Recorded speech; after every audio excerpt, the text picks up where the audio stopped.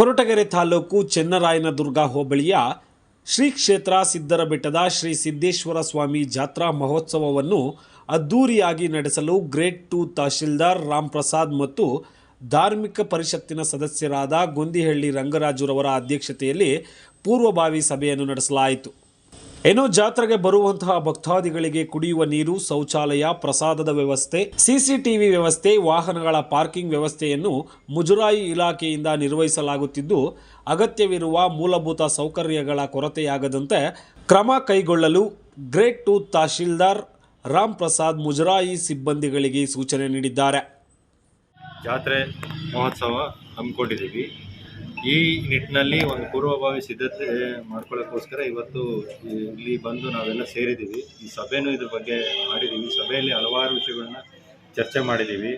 ಮುಖ್ಯವಾಗಿ ಜಾತ್ರೆಗೆ ಬರುವಂಥ ಭಕ್ತಾದಿಗಳಿಗೆ ಊಟ, ತಿಂಡಿ, ನೀರಿನ ವ್ಯವಸ್ಥೆ, ಶೌಚಾಲಯದ ವ್ಯವಸ್ಥೆ ಇಂಥದ್ರ ಬಗ್ಗೆ ನಾವು ಏನು ತಗೋಬೇಕು ಆಡಳಿತ ವತಿಯಿಂದ ಇದ್ರ ಬಗ್ಗೆನೂ ಚರ್ಚೆ ಮಾಡಿದ್ದೀವಿ. ಇದ್ರ ಬಗ್ಗೆ ಅಗತ್ಯ ಕ್ರಮ ತಗೊಳ್ಳೋಕ್ಕೆ ನಾನು ನಮ್ಮ ಸಭೆಯೊಂದಿಗೆ ಹಾಗೂ ಇತರ ಇವ್ರಿಗೂ ತಿಳಿಸಿದ್ದೀನಿ ಬರೋರಿಗೆ. ಆಮೇಲೆ ಎರಡನೇದರಲ್ಲಿ ಇಲ್ಲಿ ಸ್ವಚ್ಛತೆ ಬಗ್ಗೆ ಸ್ವಲ್ಪ ಜನತೆಗೆ ಸ್ವಲ್ಪ ಅಸಮಾಧಾನ ಇದೆ. ಅದ್ರ ಬಗ್ಗೆನೂ ನಾನು ಸಂಬಂಧಪಟ್ಟವ್ರಿಗೆ ಕೂಡಲೇ ಸ್ವಚ್ಛತೆ ಮಾಡಲಿಕ್ಕೆ ಹೇಳಿದ್ದೀನಿ. ಮತ್ತು ಇನ್ನೊಂದು ಮುಖ್ಯವಾದ ವಿಷಯ ಏನಂತಂದರೆ, ಇದು ಭಾಳ ಪುರಾತನವಾದ ದೇವಸ್ಥಾನ, ಸಾವಿರಾರು ವರ್ಷಗಳ ಇತಿಹಾಸ ಇರುವಂಥ ದೇವಸ್ಥಾನ.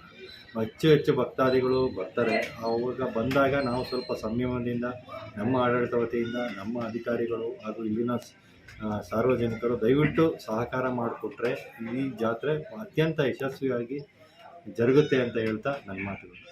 ಈ ಬಗ್ಗೆ ಒಂದು ಜಿಲ್ಲಾ ಮಟ್ಟದಿಂದ ಬೇರೆ ಎಲ್ಲ ದೇವಸ್ಥಾನಗಳಿಗೆ ವಿಸಿಟ್ ಮಾಡಿದಂಗೆ ನಮ್ಮಲ್ಲೂ ಇಲ್ಲೂ ವಿಸಿಟ್ ಮಾಡಿದ್ದಾರೆ ಒಬ್ಬರು. ಮತ್ತು ಇದೇ ಒಡಗೆರೆ ದೇವಸ್ಥಾನಕ್ಕೂ ಅವರೇ ವಿಸಿಟ್ ಮಾಡಿದ್ದಾರೆ.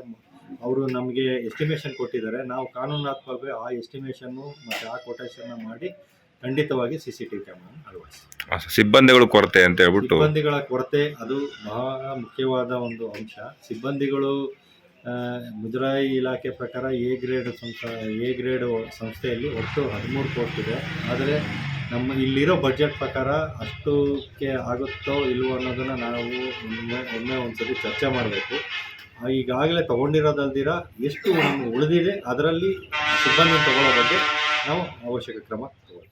ಬಾರಿ ಸ್ವಾಮಿ ಸಿದ್ದೇಶ್ವರ ಜಾತ್ರೆಯನ್ನು ಅತಿ ಕೊಡಬೇಕು ಅಂತ ಎಲ್ಲ ನಮ್ಮ ಸುತ್ತಮುತ್ತ ಹಳ್ಳಿನವರೆಲ್ಲ ಬಂದಿದ್ದರು. ಸಭೆ ಮಾಡಿದ್ದೀವಿ. ರೈತರ ಸಮೇತ ಎಲ್ಲ ಒಪ್ಕೊಂಡಿದ್ದಾರೆ. ಚೆನ್ನಾಗಿ ಮಾಡ್ತೀವಿ ಅಂತ, ರಥ ಮಾಡಬೇಕು ಅಂತ ಹೇಳಿದರು. ಈ ಬಾರಿ ಆಗೋದಿಲ್ಲ.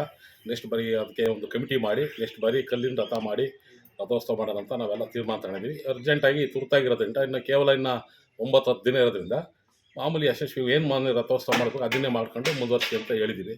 ಆ ಒಂದು ಈ ಕಾರ್ಯಕ್ರಮಕ್ಕೆ ಕುಡಿಯೋ ನೀರಾಗಲಿ, ಶೌಚಾಲಯದ ಬಗ್ಗೆ ಎಲ್ಲ ಚರ್ಚೆ ನಮ್ಮ ಗ್ರೇಡ್ 2 ರಾಮ್ ಪ್ರಸಾದ್ ಸರ್ ಎಲ್ಲ ಹೇಳಿದ್ದಾರೆ. ಅಧಿಕಾರಿಗಳು ಮುಂಜಾಗ್ರತಾ ಕ್ರಮವಾಗಿ ಅದನ್ನು ನಮ್ಮ DT ಸಾರು, ಪ್ರತಾಪ್ ಸಾರು ಎಲ್ಲ ಸಿಬ್ಬಂದಿ ಮುಂದೆ ನಿಂತ್ಕೊಂಡು ಕೆಲಸ ಮಾಡಿಸ್ತಾರೆ ಅಂತೇಳಿ ಅವ್ರ ಮೇಲೆ ನನಗೆ ಅಪಾರವಾದ ನಂಬಿಕೆ ಇದೆ. ಯಶಸ್ವಿಯಾಗಿ ನಡ್ಸ್ಕೊಂಡು ಹೋಗ್ತೀವಿ ಅಂತೇಳಿ ನಿಮ್ಮಲ್ಲಿ